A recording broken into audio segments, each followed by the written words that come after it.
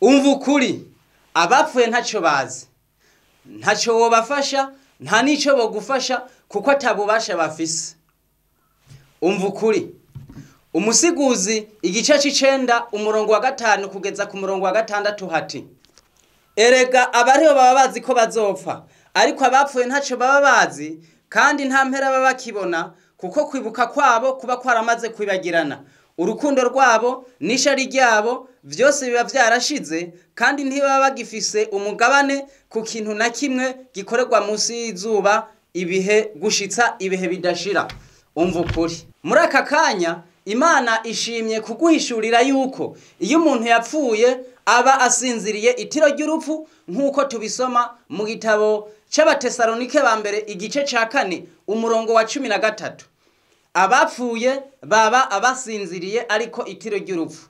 Umuntu asinziriye rero ntacabazi, ntabazi yari, ntabazi ahageze, ntabazi naho bamuhambye, uko niko abameze. Ntaco wo mutuma, ntaco yo gufasha, ntimwofatanya urugendo, nta n'inama wo mugisha, nta niyo wo mugira ngo ayumve. Umva ukuri bamwe bati abapfuye ari abanyabyaha baja mu muriro, abandi bagaca mu iporogatori hama bakazobasabira bakazoshika mu ijuru.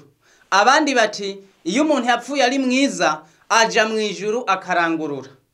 Umva ukuri rero ivyo vyose nta hantu Bibiliya ibitubwira. Mu gitabo ca Zaburi igice c'115 umurongo wa 17 handitse ngo abapfuye ntibahimbaza uhoraho canke abamanuka baja ahantu hagacerere. Iyo umuntu yapfuye nta bushobozi bwo guhimbaza Imana bafise, nta nubwo kwisuzugura bafise, kuko ivyiwe biba vyaraheze.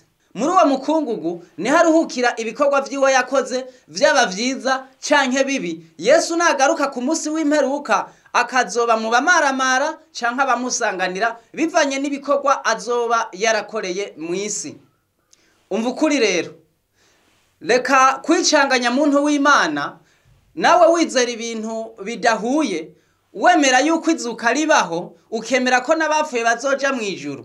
Ikibazo ushobora kwibaza ni iki ngo mbega abapfuye baja bari mu ijuru bazozuka bava mu ijuru?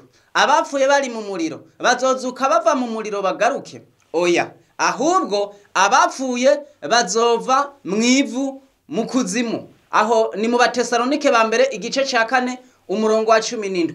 Hari abantu benshi kwisi bazi yuko iyo umuntu yapfuye nubwo yaba yarapfanye ibyaha vyinshi, bashize umusaraba ku mutwe waho bamuhambye, ivyaha vyiwe bihanagurika. Yamara uko sukuri kuko ntaho vyanditswe mu vyanditswe vyera. Iyo umuntu yapfuye ari umunyavyaha, apfuye ari umusuma, apfuye ari imboregwa, apfuye ari umwicanyi, umusaraba ntukura ivyo vyaha, ahubwo Bibiliya iratubwira ngo nimwihane kuko ubwami bw'Imana buri hafi. Iyo umuntu amaze gupfa twasomye yuko ivyiwe biba birangiye, Imana haba hasigayeho imucira urubanza.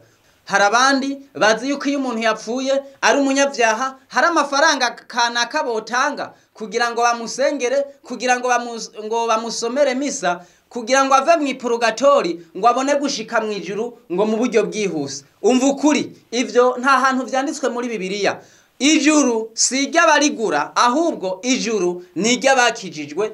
Umva ukuri hahigwa abapfa bapfira mu mwami kugira ngo baruhuke ibikorwa vyabo kuko bijana nabo bibakurikiye. Ni vyinshi Yohana igice ca 14 umurongo wa 13 hahigwa abapfa bapfira mu mwami. Umva ukuri.